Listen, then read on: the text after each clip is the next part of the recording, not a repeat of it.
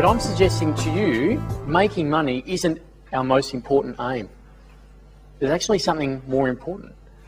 And the more important thing than actually making money is preserving the money that you have.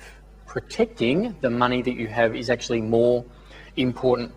I brought along someone to help me prove this point today. Paul Tudor-Jones is quoted up there. Paul Tudor-Jones is one of those traders interviewed in the original Market Wizards book by Jack Schwager back in '89. Tudor-Jones became famous for perhaps one of the very few fund managers to have achieved a triple-digit return 5 years in a row. 5 years in a row, triple-digit return. In the mid-'80s, he had one of his funds that over a 4-year period, if you had invested $1,000, 4 years later that was worth $17,500. So this sort of, this person has obviously achieved some outstanding success in the markets. Yet despite those levels of success, his advice is so simple. He says, don't focus on making money, focus on protecting what you have. Of course making money is important, but protecting the money that you have is actually more important. The former Australian Test cricket captain, Stephen Waugh, was once asked, what's the best advice you were given? He said, it's easy, don't get out. So Steve Waugh could come up and say, I can relate to this. Don't focus on making runs, focus on protecting your wicket. How can I make runs if I'm dismissed? So of course making runs is important, but there's actually something more important, and that is protecting my wicket and not being dismissed. Of course making money is important, but there's something more important. Protecting the money you have in the first place to trade with. If you lose that, you cannot make money. End of story. So it's a real shift in our mindset from the attacking, really optimism, want money, to all of a sudden, no, let's be defensive. Let's protect our money. Let's set stops. Let's allocate our capital accordingly and protect our risk and manage our risk. Here's another quote, pardon me, from Ed Sekoda, another trader interviewed in the Market Wizards book. He said, there's only 3 elements of good trading, 3 of them, there they are.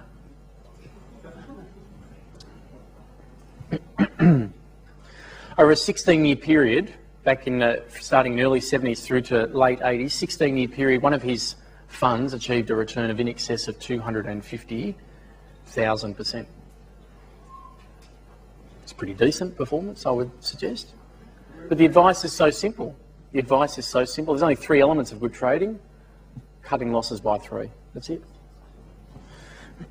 I've got one more quote for you.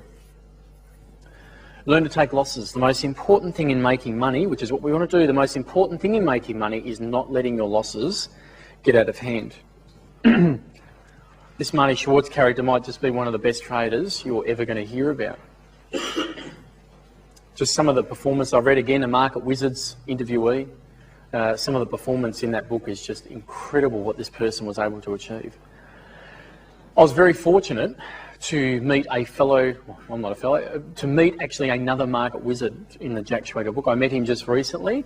His name was Mark Cook. Just so happens to be, would you believe, very, very good friends with Marty Schwartz. And he said, Marty Schwartz is the best loser you are ever going to meet. Now think about that for a moment.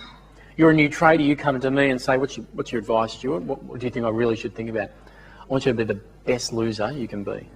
Well, if you don't punch me, right, you'll certainly turn away and move on. Okay, I want you to be the best loser. Because I believe in trading, it's the best losers that ultimately become the long-term winners. Mark Cook said, this guy I know incredibly well, he is the best I've ever seen at having a losing trade and just getting out.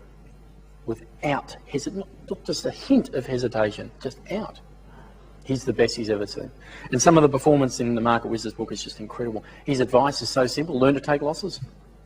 Most important thing in making money is not letting them get out of hand. Has anyone here had, perhaps might be a few of you, anyone here had a trade that's really got out of hand so far as a loss is concerned? Every hand should be up.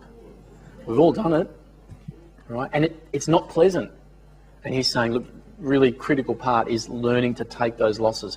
And we all know that if we have a losing trade and it just gets a little bit bigger and we're at a 12% loss, say, and then moves out to 13, 14, 15%, you know what? As it gets bigger, it doesn't get any easier to sell, does it? Right? To cut that loss doesn't get any easier. So the easiest it's ever going to be is right at the beginning. So let's take that opportunity. Just to add to that, I remember hearing a comment once, which is that idea of every big loss was always, or at least once in the past, a small loss. So you might as well get it while it's small. Definitely, that'll be the easiest it'll ever be to take.